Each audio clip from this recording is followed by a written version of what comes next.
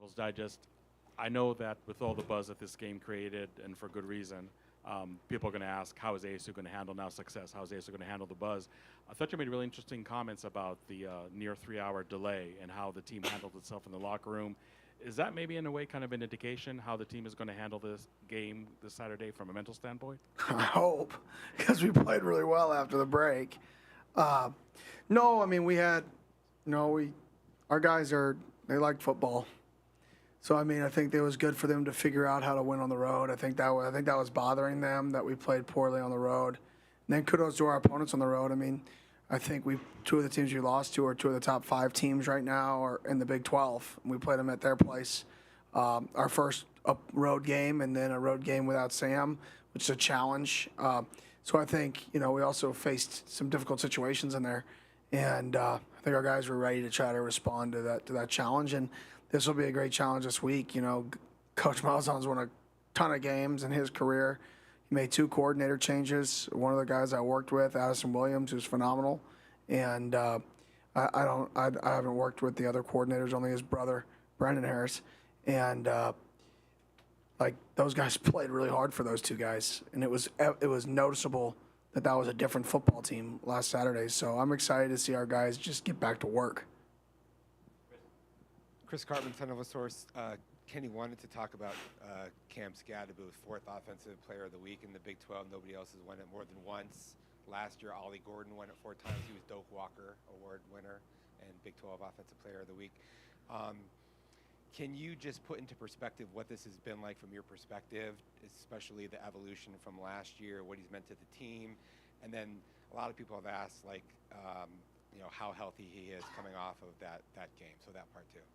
Yeah, one, I've said it multiple times, he's completely changed his work ethic, his mindset. He's always had that dog on game day, that competitiveness on game day. But he's just the process that he went through this offseason to get into the shape he's been in. Like I said, we've had some fun conversations, we've had some not fun conversations, but it's out of respect for each other, and he's grown, and he's the best version of himself right now. He's actually doubtful to questionable for the game this week, so we'll see how that transpires. He's not going to practice this week, and like I said, he's doubtful this week. He went out at the end of the game there, undisclosed injury, but whether he plays or not plays in the football game, he's going to make an impact on our football team because he's one of the leaders of the team. And can I just follow up? An example like the one that he sets, how much value is that for your team? Yeah, I mean, it's when you have guys who just play really hard and physical, I think everybody has to match that. And I think the way he's playing hard, the way he's playing physical, the way he's been practicing up to this point, people emulate what your best players, allow to happen on the practice field. And he's just done such a phenomenal job setting his own standard for himself to be a way better player than he was last year. Because, to be honest, he's unrecognizable in my eyes from this year to last year. I mean, 2 or 3 of those big plays this last game, he may not have scored on last year. This version does, because he has an extra gear, because he put in the work to get his body in the best shape of his life. And, we're going to do whatever is in the best interest of him and do whatever we can to get him healthy and get him back as soon as possible. Jordan and Jake. Hey, Kenny. Jordan Ham, Sports 360 AZ. With Cam being doubtful, if he's not able to go, how would you assess how Kyson was able to run the ball on Saturday and seen an expanded role potentially along with the rest of that backfield? Yeah, obviously other guys would have to step up for sure. I thought Sip, Kyson, for those of you who don't know, he did a phenomenal job breaking tackles on the first touchdown run. I mean, he broke a defensive tackle, then ran through another tackle. He ran like a bigger back, which is what I was most pleased with in the game. The most touches he's gotten in a game, the most workload he's gotten, and he stayed fresh throughout it. He's extremely hard on himself, which is, what you want to see. He was the only guy who wasn't celebrating after the game because he let the ball go for a quarter of a second on the 1 goal line play, and he was just so mad at himself for doing that. And that's what you want your football team to be filled with. You want to be filled with those guys that, yeah, you had success, but man, that one time that it wasn't perfect, it just drives me insane. And he kind of had that to him. I'm like, smile, bud. It's okay. We just won the game. Like, you just had the 2 touchdowns. And he just can't get that one play out of his mind. But that's why he's where he's at. And I'm excited for him. And obviously some other guys will have to step up as well, if Scott can't go. Kenny, Jake Garcia with 12 News back here. One more question on Cam. I saw the graphics department here already made a Cam for Heisman graphic and tweeted that out. I'm curious if you could make your pitch as to why he's deserving for consideration. And I guess we'll find out this week, but just the level of impact that he has on the team and what he means to this program. Yeah, well, I think, one, he's been a big part of a huge change in a program. And when you talk about most valuable player, right, whether I don't know exactly what the prerequisites are for that award, just because it's over time, these awards kind of change to quarterback awards and stuff like that.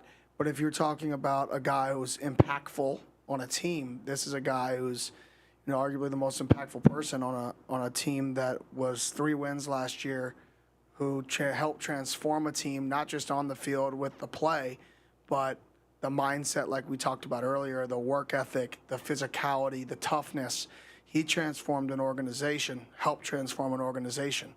And I think that's powerful. I think it's really hard to put that into a statistical category. I think everybody's going to look at the stats that he puts up, but they don't look at him sprinting down the field on kickoff. They don't look at him sprinting on the screen pass to Melquan Stovall and being the guy in front of Melquan Stovall after he fake zoned to the field and being the first guy in front. All of those things add to him being the value to the football team, not just the stats. It's all the other stuff too. And I say you combine the stats with the mindset of our football team, and he's one of the people that we take the mindset after. And then you combine that with how far the program has come, and I think all that should add to his resume, some would say. That rhymed. That was pretty good. Hey, Coach. Justin Lastertosa, Devil's Digest. The term next man up kind of gets thrown around a lot within sports, but last week it was LT Welch. Against Utah, it was Caleb McCullough. So for you and specifically Coach Ward and that defensive unit, what are some of the things that you guys have done to implement that buy-in where, hey, your number might not be called right away, but when it is, you got to be ready to compete? Honestly, nothing. I wish we preached on that. Just be your very best all the time. Whether you're the starter, whether you're the second string, whether you're the third string, every day you wake up, you choose to be miserable, you choose to be happy for the most part, right? You choose to work hard, you choose to be lazy. You choose to get better, you choose to not. Just do all the good things of what I just said over and over again. And if you do that, then when your time comes, you're going to be ready for your opportunity. And if you don't, then you won't. And it's pretty simple. It's whether you're the starter or the fourth string guy, just be the very best version of yourself every single day and repeat and repeat and repeat. Hey, Coach. Jake Sloan, Devil's Digest. We saw Javen Robinson come up with an interception, and then the 2 games prior, Keith Abney, 2 picks of his own. How does those guys performing from sideline to sideline kind of build the trust of the whole defense? Yeah, obviously we've played a little bit more man coverage the last few games than we had in weeks prior. I don't know if that trend's going to continue this week. That's been based off who we've played. So this week a little bit different, changing of a quarterback and what they do offensively. So we don't know if that trend will continue. But those guys have just stepped up, and they're really smart guys. I mean, those guys are, both of those kids you just mentioned are 2 of the smartest football-savvy players in our football team. And it's amazing how successful people can be when you're smart and you understand splits and you understand routes and you understand when guys lower their pad level, like all the fundamentals that go into the game that you would think like are normal for people to understand. Very few people can actually take that to the field and apply it. You can talk about it in a meeting room, but then being able to apply it when teams playing fast or at tempo is kudos to those guys. And they're both really good players. Glad we have them. Kenny, what are some of the most important lessons you learned from Gus Malzahn in your time with him? Yeah, I think the number one is the leadership council. I really thought the leadership council when we were at Auburn together, or I guess when I was at Auburn with him, right? He was the head coach. When I was at Auburn with him, I really felt like every time he left that leadership council meeting, he had a much better beat on the football team. You know, sometimes when you're a head coach, you can kind of lose a beat on your team at times. And I thought that council did a really good job for him at the time, saying, hey, our guys are beat up. We need to slow it down a little bit. Or, hey, this kid needs to be loved up. Hey, you can't yell at this guy or get on this guy again like he's going through some things. I just think that council was so big, and I'd never, it may have been done in my past when I was a GA, but once I got to a point where I could really be on the inner conversations of how things worked, I'd never been on a staff that did that. And I thought it was really, really good, and it's something that I knew I always wanted to do. So I would say that's the number one thing I took away was the ability to have a beat on your team by having a leadership council who can really set your standard and really be your voice and really get a shared vision of what you want it to look like. Hey, Kenny, Tucker Son at Cronkite News. Just kind of piggybacking off of that last question, you worked under Gus at Auburn and stuff. How does that change your preparation for this week at all, if at all? Well, I mean, it doesn't really. I mean, everybody knows Gus is going to run inside zone.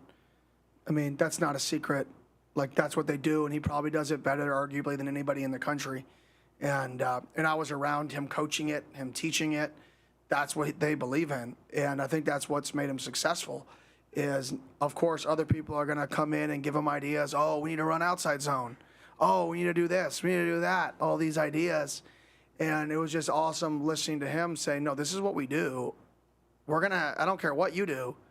It's going to work because our guys know where to fit the run. If your front side end of zone and plays too tight, the ball's going to bounce. Most tight zone teams don't do that. Most tight zone teams have a backside track. His tight zone does not. It can hit anywhere, and that's unique. And I think so. One thing I learned from him is, have an identity for what you want and buy into that. And that's something that he's done his entire career. That's something that I'm trying to create here. It may not be the same identity, but that mindset of people are going to know who we are, I think there's some power to that.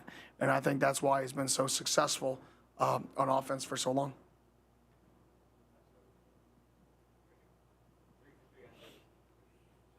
Hey, Kenny, Jake Seymour, Noble Source. LT Welch had a very strong performance Saturday. What does his kind of overall performance do for that group and for the team and the defense looking forward? Yeah, LT is one of our energy guys. So anytime one of your energy guys plays really well, and gets that opportunity and has success, people feed off of it. So it was great from that perspective. Then it just showed, like, the work. Like, he hasn't complained one time this year. Not once. He had some injuries early, came back, lost his spot, been battling back. Our corner's been playing well. He started to get back in the rotation, got his opportunity, played really well. Like, what else could you want?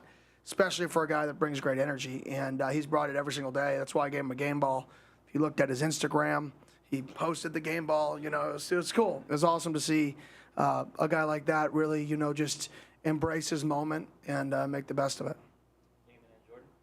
Damon Allred, Arizona Sports. With Parker Lewis hitting all 6 extra points and the field goal attempt looking like it would be good from much further if it was online, is he going to continue to kick for you? Yes. Kenny, when a team has as many changes in terms of play calling and coordinators and everything that goes with it on the other side, how hard is that to now evaluate what they may be doing on Saturday? Very.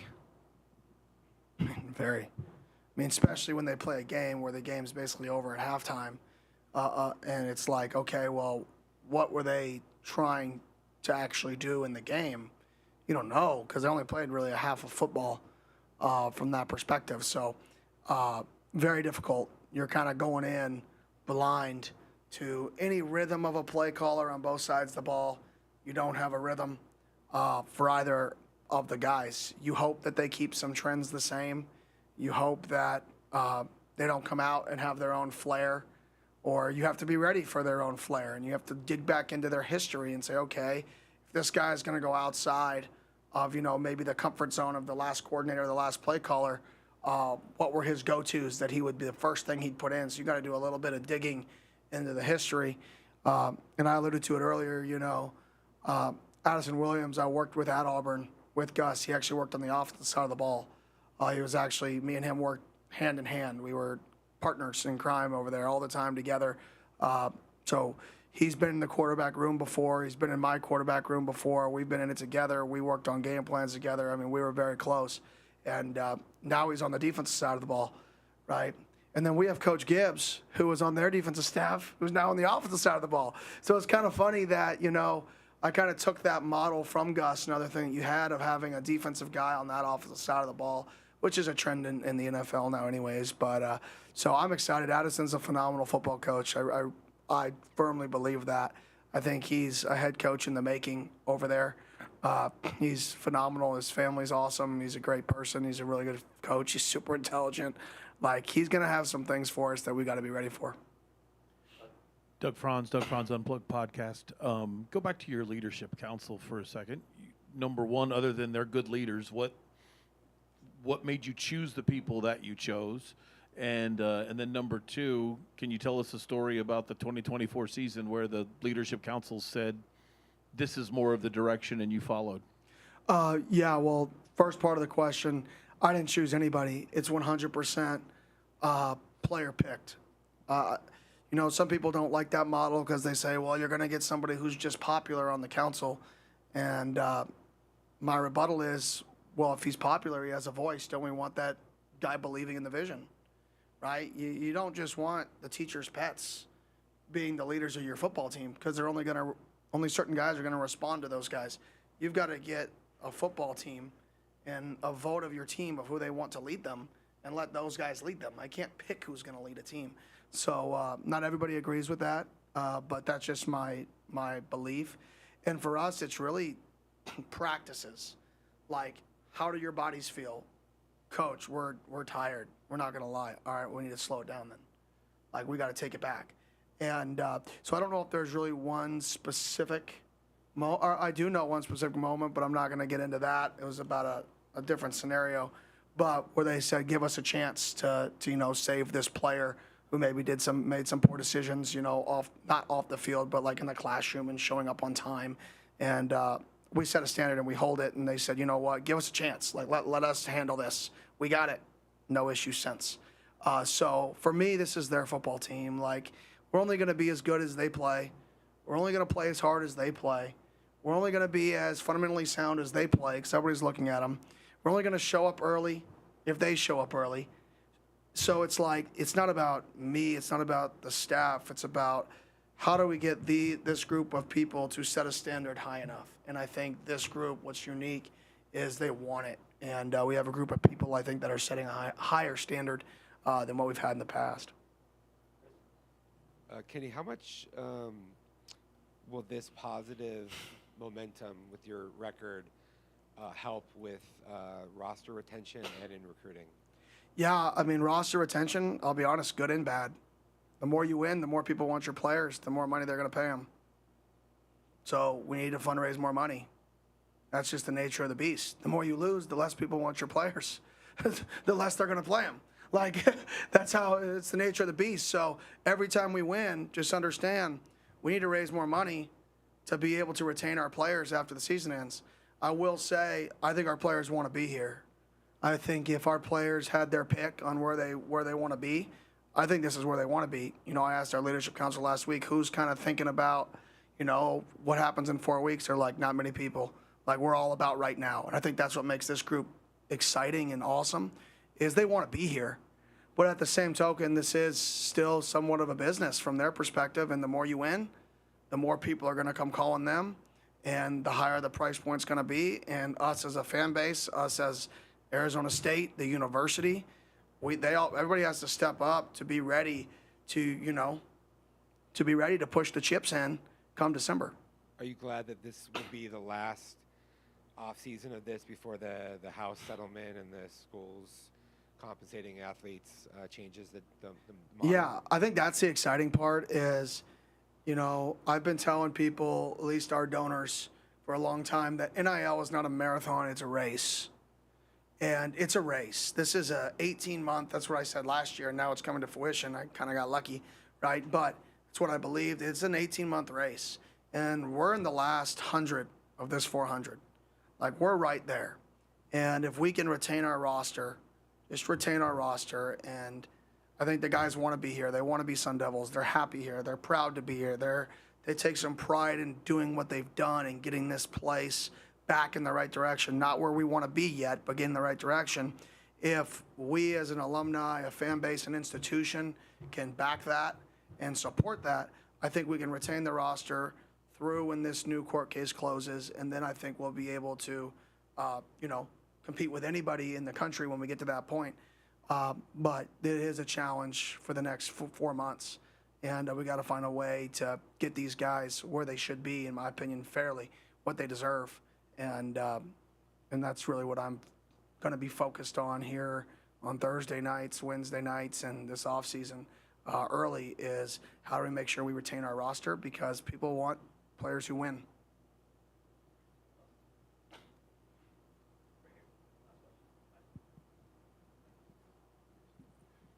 Coach, with the delay, I know you dealt with it last year, but having the tablets and everything, although both teams have to go through it, how much do you feel that helped, and just everybody being able to look at plays and I guess make the delay go by a little bit faster? Yeah, it was awesome. I mean, but it's both sides of the ball, both teams. I think it really just came down to the Whataburger we ate. Every Whataburger will give somebody an NIL deal. But too bad we didn't have Sam's Wraps in Oklahoma City. We could have bought some Sam's Wraps from cold beer and cheeseburgers, but that was too far away to get ordered for the halftime. But maybe next rain delay we can get some of that ordered. Thank you. Have a great day.